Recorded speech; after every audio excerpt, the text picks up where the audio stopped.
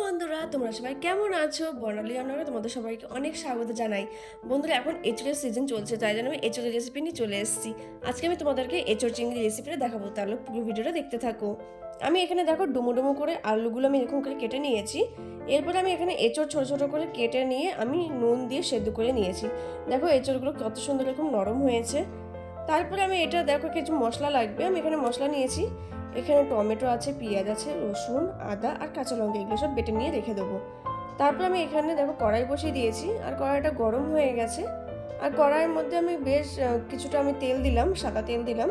ওই তেলটা আমি কড়াইয়ের সাথে আমি চারিদিকে ভালো করে একটু মাখিয়ে নেবো। এরপরে তেলটা গরম হয়ে গেছে, এই তেলের মধ্যে আমি এখানে চিংড়ি মাছগুলো দিয়ে দিলাম। চিংড়ি মাছগুলো ভালো করে ধুয়ে নিয়ে রেখে দিয়েছিলাম। চিংড়ি মাছটা দেওয়ার পর এর মধ্যে আমি একটু নুন আর হলুদ দিয়ে দিলাম। এবার নুন হলুদের সাথে চিংড়ি মাছটা আমি তেলে ভালো করে একটু ভেজে নেব।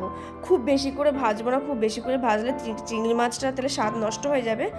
কথা বলতে বলতে দেখো চিংড়ি মাছটা ভাজা হয়ে গেল। আমি চিংড়ি মাছটা তুলে নিয়ে একটা পাত্রে রেখে দিলাম। এরপরে আমি ওই কড়াইয়ের মধ্যে বেশ খানিকটা আমি সাদা তেল দিলাম। এবার তেলটা গরম হয়ে গেছে, দেওয়ার পর আমি এখানে আলুগুলো দিয়ে দিলাম। আলুগুলো আমি একটু ভেজে নিলাম। আলুগুলো ভাজা হয়ে গেছে, এরপর আমি একটা পাত্রে তুলে নিয়ে রেখে দিলাম। ওই একই তেলের মধ্যে আমি এখানে কুচানো পেঁয়াজ আর টমেটো দিয়ে দিলাম।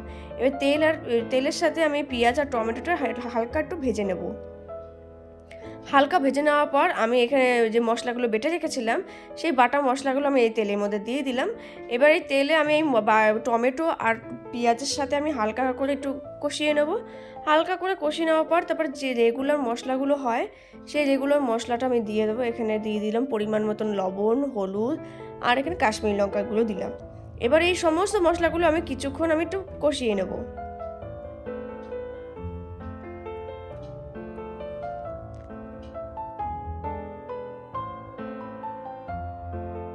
মশলাগুলো কিছুক্ষণ কষিয়ে নেওয়ার পর তারপর আমি যে আলুগুলো ভেজে রেখেছিলাম, সেই ভাজা আলুগুলো দিয়ে দিলাম।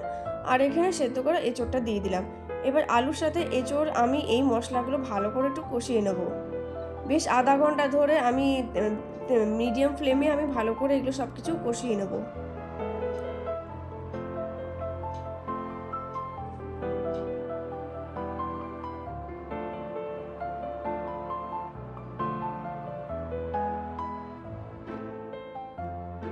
আধা ঘন্টা ধরে এঁচোড়টা কষিয়ে নেওয়ার পর তারপরে আমি এখানে পরিমাণ মতন এক বাটি আমি এখানে জল দিয়ে দিলাম। এবার জলটা আমি ভালো করে একটু সব কিছুর সাথে মিশিয়ে নেব। মিশিয়ে নেওয়ার পর তারপরে আমি এটা কিছুক্ষণ এখন রান্না হতে দেবো।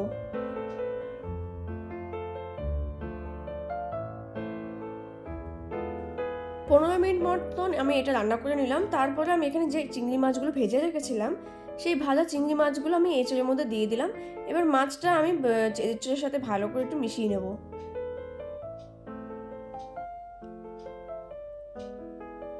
তারপরে আমি এখানে সবশেষে দিয়ে দেবো, এখানে একটু গরম মশলা ছড়িয়ে দেবো ওপর দিয়ে। দেওয়ার পর আমি এটা সব কিছু ভালো করে মিশিয়ে নেব।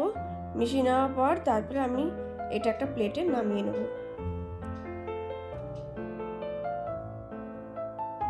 তোমরা এই রেসিপিটা ট্রাই করতে পারো, আর দুপুরে ভাতের সাথে কিন্তু জমিয়ে খেতে পারো। দুপুরটা তাহলে কিন্তু জমে যাবে। তো তোমাদের এই ভিডিওটা কেমন লাগলো, আশা করি তোমাদের ভালো লেগেছে। যদি এতদূর ভিডিওটা দেখে থাকো তাহলে আমার চ্যানেলটাকে সাবস্ক্রাইব করে দিও, শেয়ার করে দিও আর লাইক করে দিও। দেখা হচ্ছে নেক্সট কোনো ভিডিও নিয়ে। ততক্ষণ তোমরা ভালো থেকো, সুস্থ থেকো। বাই।